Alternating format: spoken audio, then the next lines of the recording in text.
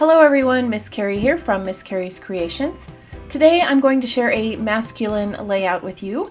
It's been a while since I've had a moment to record some memories, and I'm looking forward to sharing this project with you.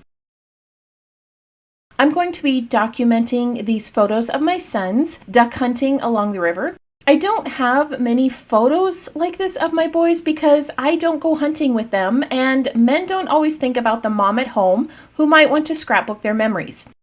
My inspiration for this layout came from a PageMaps sketch. These worksheets are free downloads on the website, and I have a whole notebook full. I'm going to be using some papers and ephemera from Fancy Pants Designs, some acrylic perspectives from Bramble Fox, and this tag I created when I was practicing with my Distress Oxide sprays. I have gone ahead and framed my photos with craft cardstock to help them stand out against the wood grain background.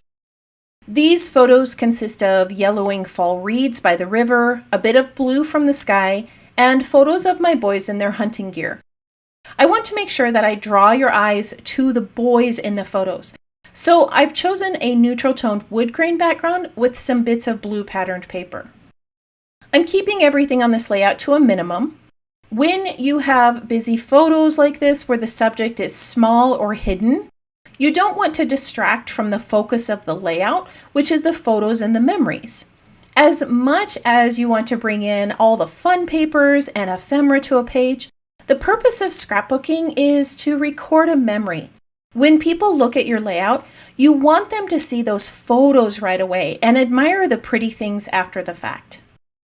I have gone ahead and laid out my papers and photos where I want them to go.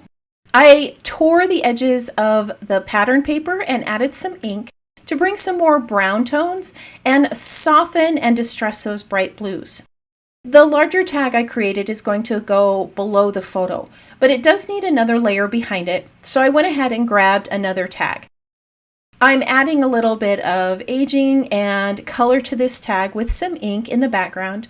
And then I'm going to use a leaf stencil to create images on the tag with walnut ink. Now, these aren't going to be seen very much, but it does give some texture to the tag. I've gone ahead and inked the edges of that tag, and when these two are layered together, you can see that it does look a lot better with two tags instead of one.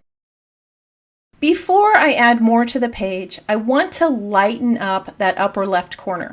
My title is going to sit here, and I want to soften the wood grain behind it so that it stands out a little better. Instead of spraying the ink directly onto the layout, I'm going to blot the ink onto the paper with a paper towel. This is going to give me a less saturated color and allow me to control the amount of ink I want to add to the page. The Distress spray creates a bit of a chalk-like finish, which will create almost a halo around my title. After I've added the hickory smoke ink, I'm going to splatter a few hues of dark brown inks into the area, and this will give it a little bit of texture. All right, I'm going to go off camera and add a little bit of stitching, and then I'll start adding the embellishments to the page. I've gone ahead and added some white stitching on either sides of the photos. I've also added a piece of craft paper between the two pattern papers to break them up a little bit and bring some neutral tones to that side of the layout. I'm going to start with the title. These acrylic shapes have a protective coating on them that will need to be removed. Once that protective coating is removed, I can go ahead and place this title in the upper left corner. This is usually where people start on a page. Most people read from left to right. So whatever you put in that upper left corner is going to be what they see first. You can choose a photo, a title, or an element to give them insight to what the page is going to be about. Next to that title, I've placed a duck and some leaves to match the theme of the layout. I'm going to add another duck to the lower right to draw your eyes diagonally across the photos. I want to bring some more elements to this part of the page, so I'm going to add a subtitle on the decoy spread photo and a circle element that says river. I'm also going to add a few more leaves and add some more elements at the base of the tag.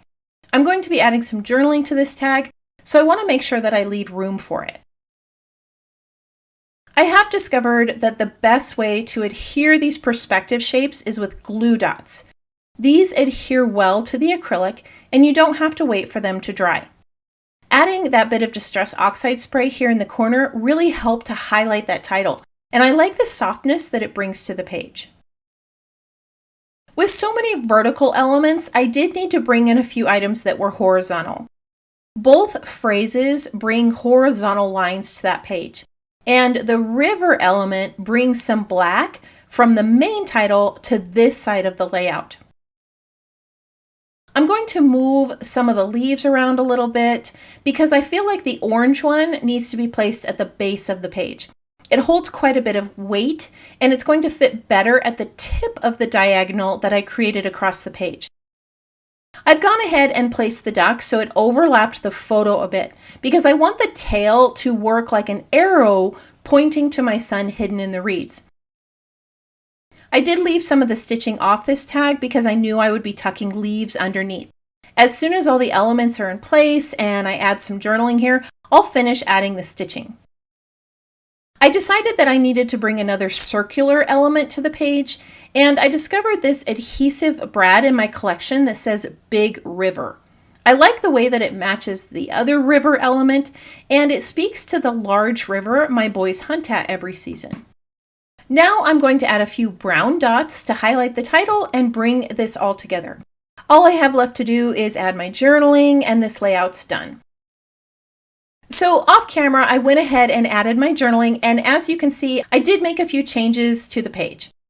I didn't leave myself enough room for the journaling, so I had to move a few pieces around, and I'm actually glad that I did because I created a little bit better balance with 3 clusters of elements instead of 4.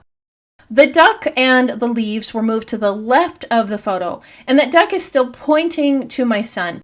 I also moved that branch of acorns underneath the subtitle, and that creates a nice frame on that area of the layout.